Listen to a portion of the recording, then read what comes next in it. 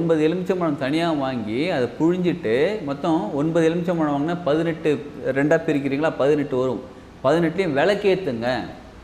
எண்ணெய் ஊற்றணும், நல்லெண்ணெய் ஊற்றி விளக்கேற்றுங்க, இல்லை தேங்காய் எண்ணெய் ஊற்றி விளக்கேற்றுங்க, இல்லைனா நெய் தீபம் நெய் போட்டு விளக்கேற்றுங்க.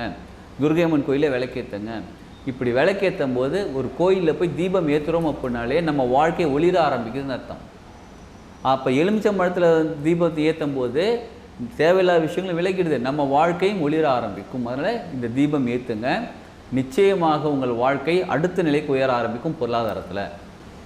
இப்போ நம்ம யோசிக்கிறது எனக்கு கோடிக்கணக்கில் கடன் இருக்குது, எனக்கு லட்சக்கணக்கில் கடன் இருக்குன்னு எவ்வளோ யோசித்தாலும் பரவாயில்ல. உங்கள் மனசுக்கு நீங்கள் நம்பணும். முதல்ல என்னால் இந்த பிரச்சனையில் வெளியில் வர முடியும், இந்த கடன் பிரச்சனையில் நான் வெளியில் வர முடியும் நீங்கள் நம்பி செஞ்சீங்கன்னா நிச்சயமாக நடக்கும். கோடிக்கணக்கில் கடன் இருந்தாலும் பரவாயில்ல, லட்சக்கணக்கில் நம்மளால் கொடுக்க முடியாத அளவுக்கு கடன் இருந்தாலும் பரவாயில்ல, நீங்கள் இதை செய்யுங்க. நிச்சயமாக உங்களுக்கு கடன் நிவர்த்தி அடைய ஆரம்பிக்கும்.